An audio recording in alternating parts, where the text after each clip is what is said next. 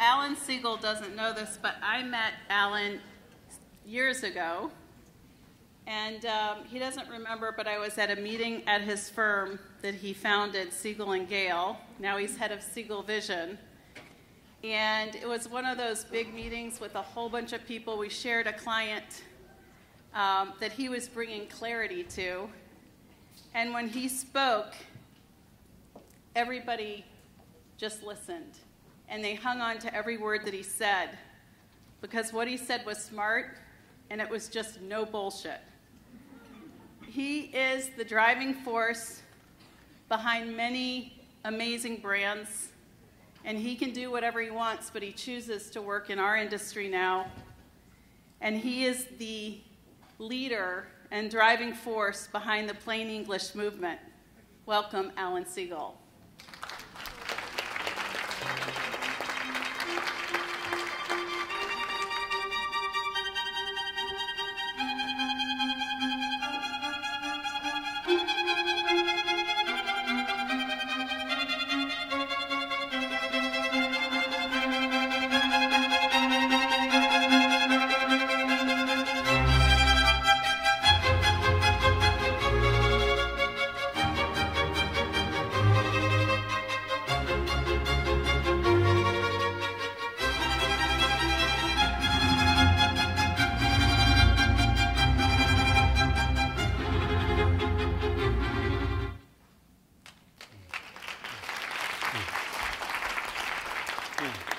Pretty good quote. Thank you. Okay.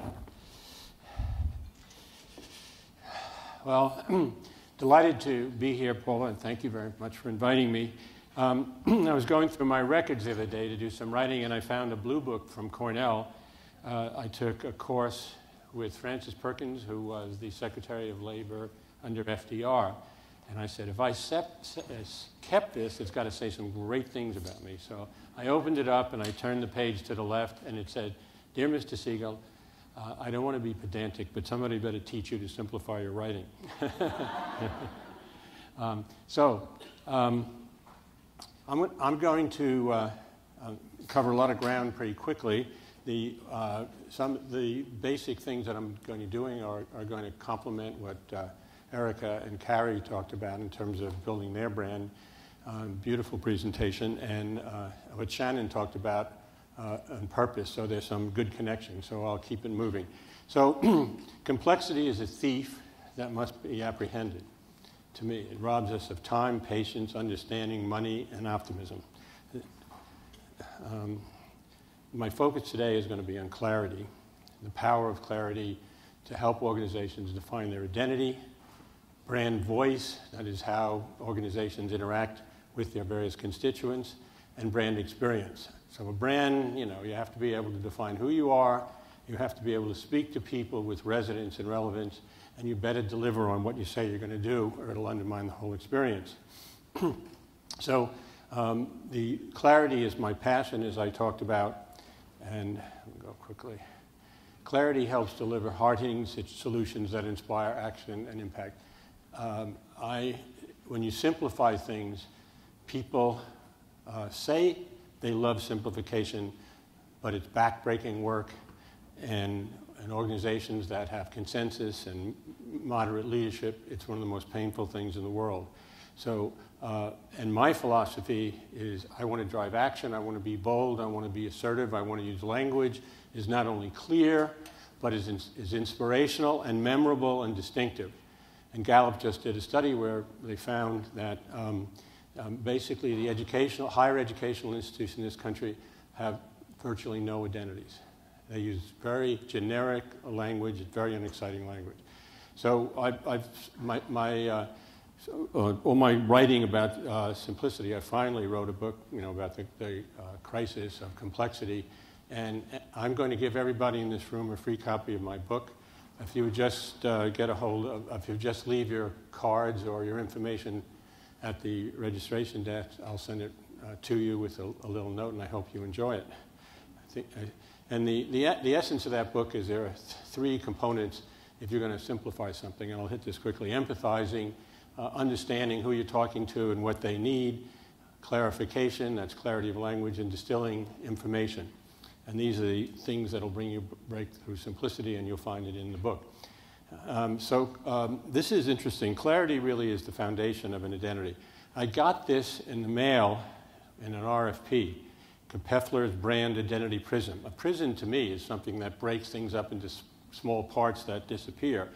And they were suggesting that their identity be built around physique, relationship, reflections, personality, culture, self-image.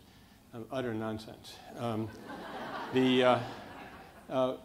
Most of the companies that come to see us, they have mission statements, vision statements, beliefs, essence paragraphs, value propositions. And I had a client, I walked in the door, and they had a big frame document. And in that document, they had all of things like this defined. And none of them interconnected. No one knew what to do with it. And that's very typical, particularly in not-for-profit. Another company that I work with, here are 12 ways they define the firm. The voice is these terms, and the culture is another firm, and the positioning is another firm. No consistency, no clarity, complete chaos. And this is the mission statement from one of the biggest consulting firms, global consulting firms in the world. And as you can see, it's not only it's boring, it's tedious, poorly written, and provides no direction for how the company is going to present itself. So overly complex, garbled mission statements are pointless, and I'll show you how we deal with that. And the customers aren't going to help you. Customer feedback is great for telling you what you did wrong. It's really terrible about telling what you should do next, because people only play back what they know. A great company should be able to redefine what's going on in the marketplace. Henry Ford said, if I asked people what they wanted, they'd want a faster horse. And Steve Jobs, who I had the pleasure of working with, said you can't design products by focus groups. People don't know what they want until you show it to them. My philosophy of how you build extraordinary companies, situations, and purpose statements. So powerful purpose statements are not derived from research. Basically, they're a differentiating purpose statement, positioning, way you talk to people is driven by tapping into the resources of the organization and being able to define what's unique about you. And there are three things that we look at to do this. One is the environment. What's going on in the environment? Who are the companies? Where do you stand? What do people think of you? What are the dynamics of the marketplace? One foundation. Another foundation is who are your customers? Who are your stakeholders? What do we have to do to generate supportive behavior for them? And then the big circle is, who are you? What do you do? How are you different? Why are you relevant? How can you position yourself and create purpose statements and positioning and voice programs that open up new opportunities, surprise people, and provide really a true compass for your employees, as Shannon talked about. So I say identity is derived from a clear purpose. As she said, basically, it's your reason for being in business. It tells you what kinds of problems you're trying to resolve. Defines if you have a clear purpose, it really gives coherence. Many organizations, the most important thing for building a brand, building identity, is that the people who work there as your brand ambassadors, they understand the strategies, they understand what you stand for, and they can articulate who you are. So I'm going to show you some concrete examples of this, enough theory. John Jay used to be a cop college in New York, and it recalibrated itself. And working with them, their purpose statement is fierce advocates for justice. And it's very hard-hitting positioning. It's really captured the fancy of people and helped build the school. From this, we developed the positioning statement. As fierce advocates for justice, we're dedicated to providing a new vision of an education in justice that imbues our students with skills, insights, and passion to become positive agents of change. Now, what's important about this, it completely sets them apart from everybody else, and it's action inherited every way through it. We did a new logo, which is big and bold and powerful. Throughout the school, we have 40, 50-foot walls that are fierce advocates for justice. In addition, we're educating people for justice. We've completely redefined justice from criminal justice all the way out to a legal, philosophical, cultural, environment, social justice. And the program is very, very successful because this gentleman, Jeremy Travis, who's a distinguished person in the justice field, is a fierce advocate of justice and supported it with everything. This is one of our first ads where we're redefining justice, including poetic justice. And these three women are running a program for prison reentry. This is the opening to their office. This is our fundraising. This school is part of CUNY. They never raised any money, so we did this brochure. It's a big brochure, a newsprint, 10 exciting reasons to support the ongoing transformation of John Jay. What we did is we put together 10 reasons. We detailed every fact we could about each one of those reasons. So this functions on two levels. It's a source book for using if you're going out and explaining the university, you're recruiting faculty, you're recruiting students, you're trying to get money. And then it can be a very fast look at what everything is all about, and it's really our source guide. We put a veterans program in. The veterans came back from Afghanistan and Iraq. The students were scared. The faculty was scared. We had 700 of them, 30% of them are women, and we put a really great program in and did videos of them and integrated them into the college. And then when you build a brand and you have a positioning like this, how do you bring it to life? How do you make it exciting? So what we've done is we've have a Justice Award each year where we give 3 people from around the world an award. One year this was Elie Wiesel, and these people have become spokespeople and add dimension to the concept of our positioning. So if you could play the video. Honored to award you the John Jay Medal of Justice. Right here. We are on the verge, maybe, of big change because we do have a majority changed consciousness. And I have to say that I feel the most hopeful about justice when I talk or listen to children. If we raised one generation of children without violence and shaming, we don't know what might be possible. And I hear them say all over the world in different ways 2 things. It's not fair, and you are not the boss of me. And I say to myself, that's it. Those are all the social justice movements together. And my friend, we are honored to present you with the John Jay Medal of Justice. So much. If we're going to do justice, the first thing we have to do is get closer to the parts of our community where there's poverty and suffering and neglect. In this city, there are communities where children are being born into violent families. They live in violent neighborhoods. They go to violent schools. They're being traumatized by violence by the ages of 4 and 5, and there is no one there to help them cope with the stress of that disability. And most of us have been taught, if there are bad schools in our neighborhood, if there are places in our community where there's violence and despair and neglect, stay as far away from those places as possible. I think justice means that we have to do the opposite. We've got to go to the places where there's suffering and ability. And I don't think we can do justice until we get proximate to the places where injustice prevails. I'm the product of someone's choice to get proximate. I started my education in a colored school. When I was a little boy, black kids couldn't go to the high school. There were no high schools for black kids in my county when my dad was a teenager, and lawyers came into our community and made them open up the public schools. And their choice to get proximate created the opportunities that I've had. So we have an auditorium. We got 200 people who came the first year. We're now up to 2,000. The governor, the mayor, and this has really helped us build the brand. And one thing we've done now as this evolved is we have a new advertising program that you can see here. You don't see this kind of issue advertising coming out of educational institution.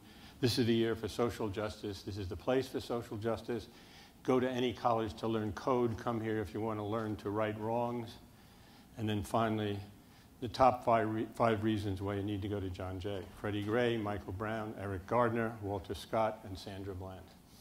This ad completely shook up the students. They loved it, and they've been the great advocates for the program. This is a program and the advertising end. Great impact, fundraising revenues up, alumni donors up, increase in the amount donated by alumni, best rankings for our economics, military programs, and with the advertising program, to date, 34% increase in and so on. So our purpose has helped us establish an identity that's painting a picture of our future. Every member of our community is buying in. So once you have your purpose and you have a strong positioning, how do you talk to people? How do you talk to your customers? Bridget Lowell is in the room from the Urban Institute. She was a partner with me on this. And this is the Urban Institute, which is a think tank. This was their mission. It's all over the place. And what we did is we've developed a basic purpose positioning statement, elevate the debate. That's really been very powerful.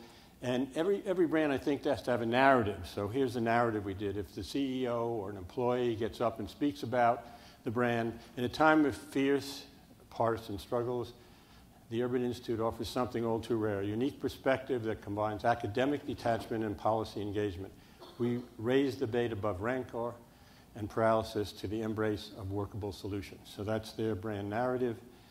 And one of the things that's interesting about this as it relates to clarity, if they write about very complicated subjects, they have statistics, they have research, they have science, and this is from changing times. Scientific issues, for instance, of the day require thoughtful and informed debate. Scholars have to take complex scientific ideas and make them understandable. So clarity plays a very important part in executing this positioning. College Board is an incredibly complex institution. This was their positioning. This was their positioning/mission statement. It was on the elevator. I interviewed 200 people. No one read it. No one understood it. Didn't mean anything. And the new purpose statement, driving statement behind the institution, is challenging all students to own their future. I got it. And very strong and very powerful. The new voice is clear, credible, and so on. Galvanizing is the key word. How many people have voices that are when you're challenging somebody, you better be galvanizing, motivating and collaborative. The other thing it's very interesting about voice is the digital revolution has changed how brand voice has come about. It's decentralized, social, experiential, personal, real time. Everybody in the organization is communicating online. And we have a narrative going back and forth between customers or the public, employees, and the management. And what we did is we put a training program together at the company from the senior level down and worked out teaching people how to talk about the brand and in their expressions from email out to speeches and so on, how to use it. In the medical market, it's pretty easy. Easter Seals is changing the way the world defines and views disabilities by making profound positive difference in people's lives every day. Now, when you deal with something like a disability, there are tremendous sensitivities in language, which is an important thing today. Do we cure people or treat people? Are they suffering? Is she a disabled person? Do we help empower someone? So in some cases now in the medical area, the voice has to be very sensitive to people. And so we've said basically disability is something you have. It isn't something you have. It's something you face, and we'll be right there alongside you, providing encouragement and love. And this is some of the advertising which reflects that attitude behind everyone with a disability is somebody who loves them. Wheelchair racing. Then the final point I want to make is about authenticity and honesty. So the Lupus Foundation is really an interesting organization. This is a disease that's misunderstood, and there's no cure for it. I think Glaxo is the only drug that actually works now a little bit. And so what we said is we build our purpose statement around the disease, help us solve the cruel mystery. So that's our basic purpose statement and positioning. We have it. And when we started doing this project, the materials showed people smiling. These people had lupus and they were smiling. So basically said, the research showed that when I see these feel-good photos being used, I feel like suffering is being ignored. If people are going to hear about lupus, they should hear the reality. And this is from the branding book. In the past, we've been reluctant to talk about the serious ramifications for lupus, including mortality. But these are realities. The public must understand how devastating lupus can be. Throughout the organization, we speak in unison about this ideas and its effects with the same powerful message. so that all of us can wage this fight together. And you can see in the Spirit book, we have people who are not smiling, but they're reflective, and the voice is defined very carefully. So finally, culture eats strategy for breakfast. And this, what I think is very important. In order to get organizations to have the discipline to work with this kind of thing, to really build a clearly defined, bold, assertive purpose and positioning and voice, the culture has to be there to support it. And there are just a couple of things that I think are important. People will follow you if you can you can represent values that they can embrace and share. People will follow you if you see that you're not about money, but you're about meaning. People will follow you if they believe they can be part of a winning team. And people will follow you if they're made to feel important and achieve personal and professional growth and have fun doing it. And people will follow you if you inspire them. So just quickly, closing, in terms of anything in this area, measuring and achieving impact is very important. I always use ROI, and I define it as relevant, original, and impactful. So Paula was worried about whether I'd take too much time, but I didn't. So thank you very much.